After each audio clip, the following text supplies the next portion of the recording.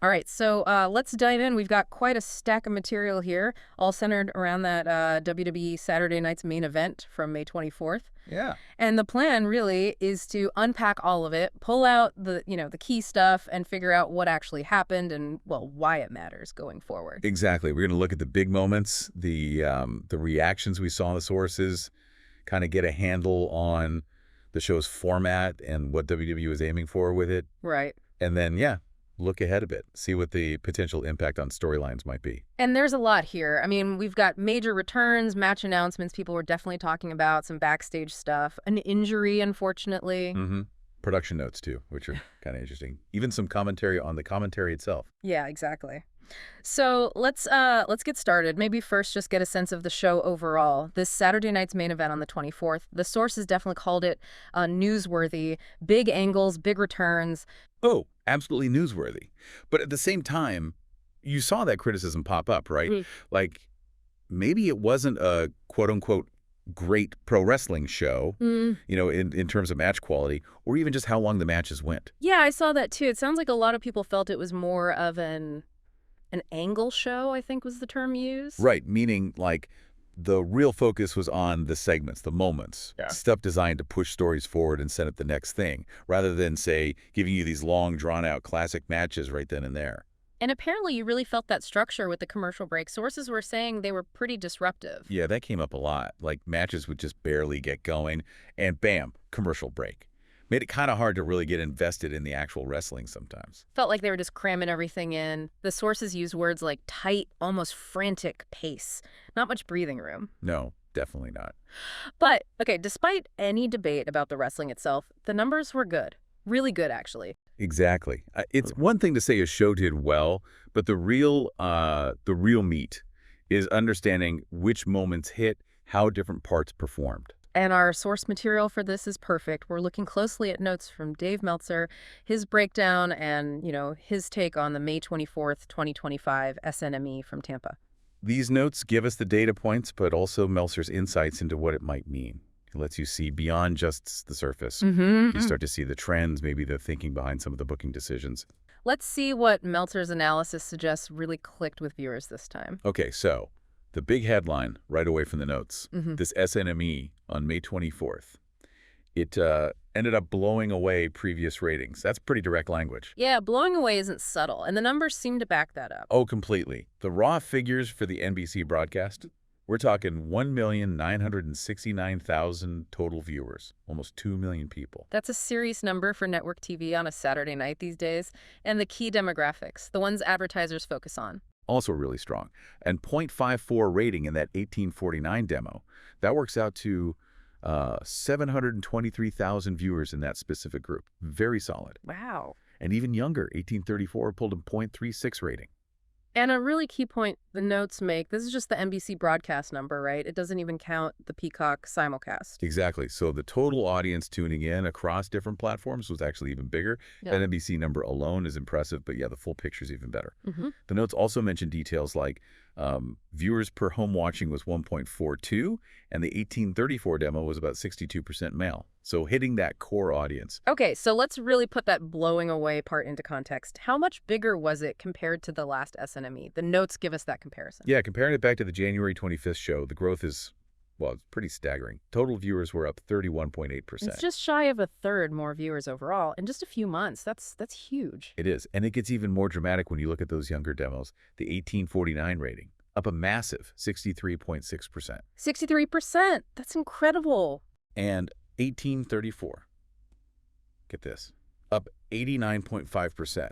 Almost doubled the audience in that youngest bracket compared to the January show. Wow. Okay, that's not just growth, that's an explosion. And the notes draw an interesting comparison, don't they, between who was advertised? Yeah, Meltzer points out the January show really pushed Hulk Hogan's appearance, even though he wasn't wrestling. Right. This May show heavily featured John Cena, who was involved physically. And Meltzer uses this to say it shows how much the right matches with the right people mean. So the takeaway being that a currently active top-tier star like Cena advertised in a match is a much bigger draw than maybe a legend in a non-wrestling role. Seems to be the implication here, yeah. Oh. It's about leveraging that current star power and relevance for drawing viewers now. And it wasn't just a TV success. The live crowd was big, too. Yep. Notes mention a sellout. 9,761 people packed into the Yuengling Center in Tampa. That energy definitely helps the broadcast feel bigger. It really does. Okay, so we know the overall numbers were fantastic, but digging deeper, what was the main driver, especially for that huge jump in younger viewers? That's the million-dollar question, right? Yeah, I mean, the show was stacked. John Cena, CM Punk, Logan Paul, Cody Rhodes, all advertised. Punk, especially, the notes say, has a history as a strong ratings draw, and this was only, what, his fourth TV match back? Right. Lots of star power spread across the show. So you'd think maybe Cena or Punk or the main event with Logan Paul. But that's not what the detailed breakdown suggests, according to Meltzer. No. This is where it gets really interesting. Looking at the viewership flow, like half hour by half hour, Meltzer's analysis points to one specific part as the key draw. The segment that hit the peak viewership. It was the cage match. Damian Priest versus Drew McIntyre. Really? The cage match? That's kind of surprising, isn't it? With all those other huge names on the show. It is a bit counterintuitive, maybe. Let's walk through those half-hour numbers. It paints the picture. Okay. So the first half hour, that had the big tag match. Punk and Sami Zayn against Seth Rollins and Bron Breakker. Started really strong. 2,040,000 viewers, 0.51 in the demo. Makes sense. Big names, hot start. Exactly. Then the second half hour, you had Zelina Vega versus Chelsea Green, plus the start of Cena versus R-Truth. Saw a bit of a dip, which is pretty normal. Dropped to 1,816,000 viewers, 0.49 in the demo. Okay, typical cooldown after the opener, but then... And the third half hour. This had the end of Cena Truth, but it was mostly the Priest versus McIntyre cage match. And this is where the numbers just shot up. It peaked here.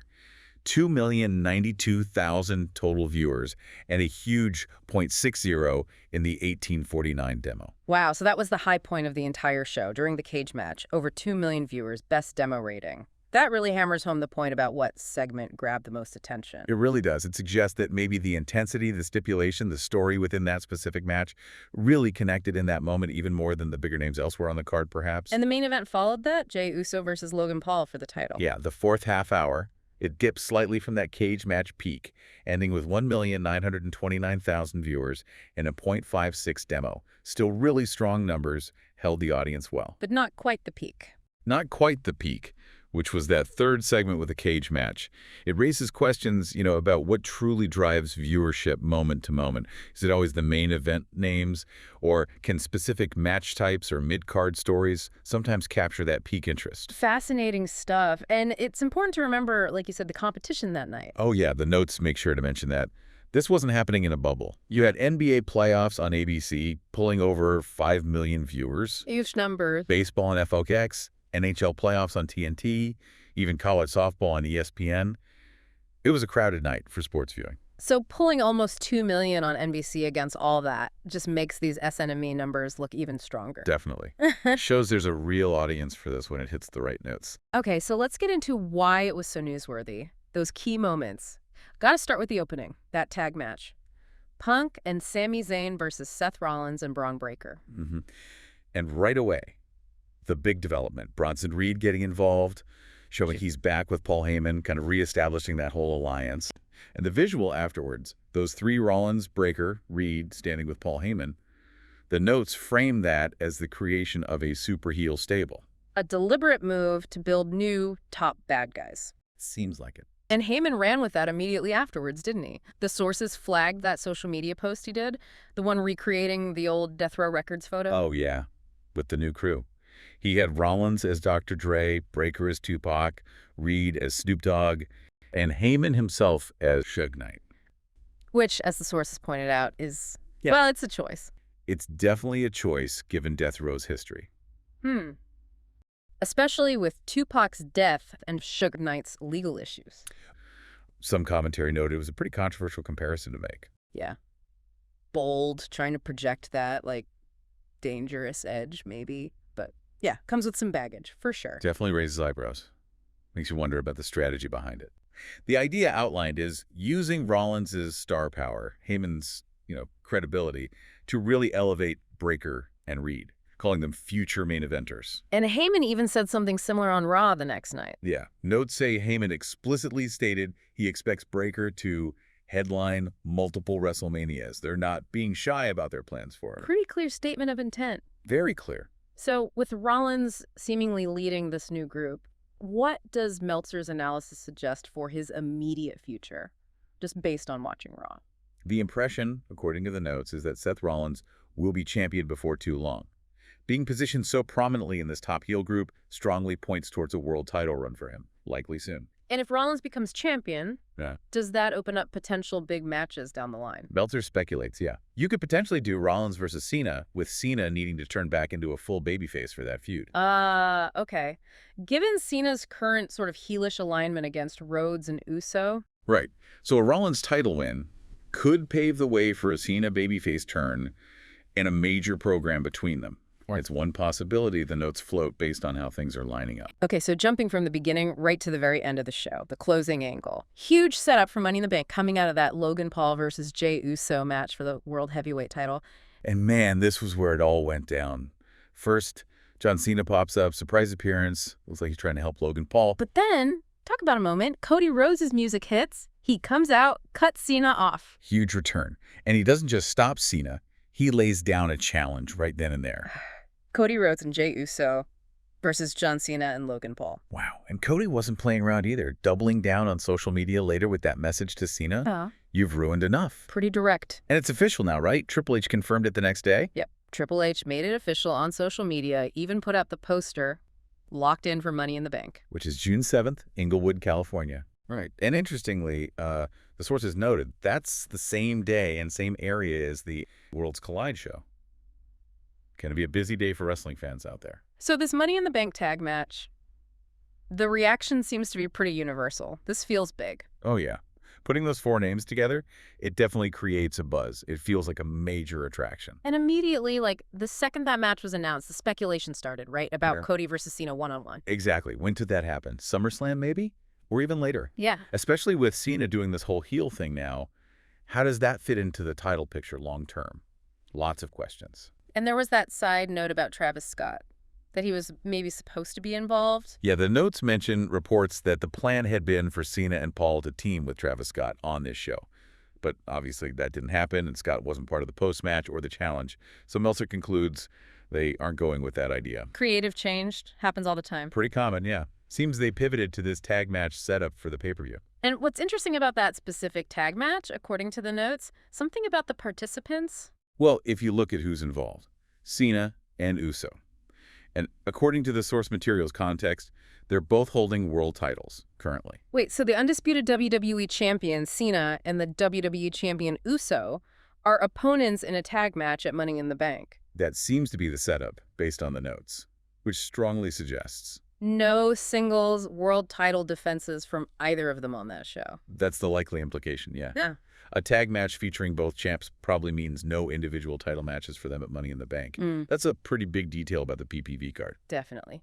Meltzer throws out the idea that maybe, just maybe, the WWE champion, Uso, and the world champion, Cena, could have a singles match at Ground Rule. Which is when and where? October 11th in Perth, Australia. So Cena versus Uso, champ versus champ. But that's a big maybe, right? Depends on a lot. Huge maybe. The notes are very clear. That match would require both being champions on that date. Which, you know, in wrestling, keeping titles on people for that long through summer and early fall. This is never a guarantee. Not at all. So it's a potential long-range plan, but very conditional. And speaking of Cena's title run, any indication of how long that might last? And maybe his future beyond that? Well, the notes suggest the storyline seems designed to keep Cena as champion until as close as December as possible. So maybe holding it through the fall? And there's apparently a story making the rounds about his farewell match. Oh. The buzz mentioned in the notes is that Cena's final match is being planned as another Saturday night's main event, specifically December 13th at the TD Garden in Boston. Wow, in Boston. That would be quite the send-off. Yeah, it would have a nice symmetry to it for sure, Oh. if that's how it plays out. And speaking of Cena's heel run, some of the commentary wasn't fully convinced yet. We saw that Jeff Jarrett critique mentioned. Yeah, Jarrett apparently called it kind of lackluster so far. Said it felt like it was missing those really memorable heel moments. And his point was that this Money in the Bank announcement, putting Cena in this tag match, actually fueled some of that online backlash against heel Cena. Right. He felt they needed to, quote, pour some gas on that fire, make the heel turn mean more. He was questioning if the storyline was kind of stuck in no man's land. Which, is a fair point. Turning someone like Cena heel after all these years, it's tricky. Definitely a challenge. And that dynamic, Cena and Jey Uso, it also potentially opens another door, right, for Night of Champions in Saudi Arabia later in June. Potentially. If they wanted to do like a champion versus champion thing, the sources noted that the way things went down in the main event could maybe set up Cena versus Jey Uso for that show, something to keep an eye on. Okay, let's shift gears slightly, away from the main event stuff. There were other important things happening on the show, including, unfortunately, an injury. Yeah, Chelsea Green. Happened during her women's U.S. title match against Zelina Vega. Sources said she broke her nose on the 619 spot that didn't quite go right. Ouch. But the backstage reaction to how she handled it sounds pretty incredible. Really impressive, yeah. Reports said she was in great spirits despite, breaking her nose and losing the match. Handled it super professionally, even with humor. And she apparently started filming content for WWE's social media right away, immediately after. Which, according to the sources, really impressed the people backstage. Just total pro, incredible resilience. That's amazing. And this isn't the first time she's dealt with a broken nose, sadly. No, unfortunately not. Sounds like it's expected to be a clean break, thankfully. But yeah, she'll be wearing one of those protective masks on TV for a bit. Well, that's good for her availability, even if performing with a broken nose sounds rough. Definitely not fun, but positive that she can stay on screen. Another interesting little nugget from the sources was about the production, the match producers. Oh, yeah, that was kind of unique. The observation was that almost every match, except the main event, which Shane Helms produced, had 2 producers assigned. Which isn't the usual setup, right? Normally it's just one. Yeah, usually just one. But here you had, Jamie Noble and Ken Doan for Cena versus R-Truth. Jason Jordan and Molly Holly for the women's title. Nick Aldis and Chris Park for the cage match. Adam Pearce and Robert Roode for the opener. Almost everyone had a pair. Makes you wonder, maybe with that faster pace, that angle show focus, they felt they needed extra hands coordinating things backstage. Could be. Could be just how they decided to structure it for this specific show, but it was definitely noted as unusual. Speaking of that cage match, Damian Priest and Drew McIntyre, there was some talk about the finish, with Priest walking out instead of pinning Drew. Right. And the commentary on TV tried to frame it as, Priest deliberately choosing the bigger insult, walking away instead of pinning him. But Jesse Ventura, who was doing commentary, kind of pushed back on that. Yeah, he was sort of playing devil's advocate, or maybe heel's advocate, questioning the logic from Drew's perspective, applying that heel logic against the way the babyface commentary was framing it. One source pointed out that could be a bit confusing for the viewer, trying to figure out what that moment was really supposed to mean storyline-wise. Yeah, when the commentary team itself is debating the meaning, it adds another layer. Did Dave Meltzer comment on Drew's condition? Yeah, and the notes say he's been really banged up lately. Mentioned a specific scary bump at Backlash, a choke slam, where his head apparently just missed a table. Oh, wow. And that he had limited neck movement going into this SNME show. So he wrestled that cage match while already injured. Seems so. And the notes say the cage match was done specifically to write him off TV with an injury angle. The finish, the concerto from Priest, was the storyline reason for his absence. Okay. Any word on how long he might be out? No time frame given. Meltzer just notes his return is probably dependent on how quickly he heals up. So it sounds like it's genuinely based on his recovery. Gotcha. One other quick note. Lillian Garcia was there? Oh, yeah. Sang the anthem, worked the event, sounded like she had a great time, posted positively about it afterwards. Nice to see her involved. So after the show and off the air in Tampa, what happened then? The sources gave us a peek. Yeah, Cody Rhodes stayed out, addressed the crowd, called Tampa Rhodes Country. Nice. And Jey Uso came out, too, wearing Cody's jacket. Yeah, wearing the American Nightmare jacket. Yeah. Thanked the Tampa fans, talked about how his WWE journey kind of started there. And he had that funny story about living nearby and having some run-ins with the local police back in the day. Yeah, living off Fletcher Avenue, gave a shout-out to the Hillsborough County Police Department for some memorable run-ins, just keeping it real. And he finished off with some advice for the kids. Yeah, some pretty solid, down-to-earth advice. Listen to your parents and take a bath when they tell you to. Can't argue with that. Pretty sound advice. Also, just briefly, the sources mentioned Goldberg's retirement plans. Still aiming for 2025. Right. Wants his son Gage to walk him out for his last match. Yeah. And location-wise, talked about maybe the southern U.S., Atlanta maybe, possibly July 12th, which is interesting timing, same day as AEW All in Texas nearby. Still holds out hope for Israel, too, because of his faith. but acknowledged how tough that is right now. And the rumored opponent for that final match, still Gunther? This is the name being floated, yeah. Gunther. Still just rumor at this point, though. Okay, so let's kind of wrap this deep dive up. Looking back at Saturday night's main event through these sources, it definitely seems like the show hit its marks in terms of delivering big angles, setting stuff up. And getting those ratings, yeah. Even if maybe the matches themselves weren't 5-star classics or super long. The big takeaway for sure is that Money in the Bank tag match feels huge, creates a ton of intrigue around Cody, Cena, Logan Paul, Jey Uso. Definitely. And that whole conversation around Cena's heel turn, where it's going, what it means, that's going to be fascinating to watch. And you also see that professionalism, like with Chelsea Green just handling a rough situation with such a great attitude, that clearly made an impression. Yeah. Seems like overall, the show did what it set out to do.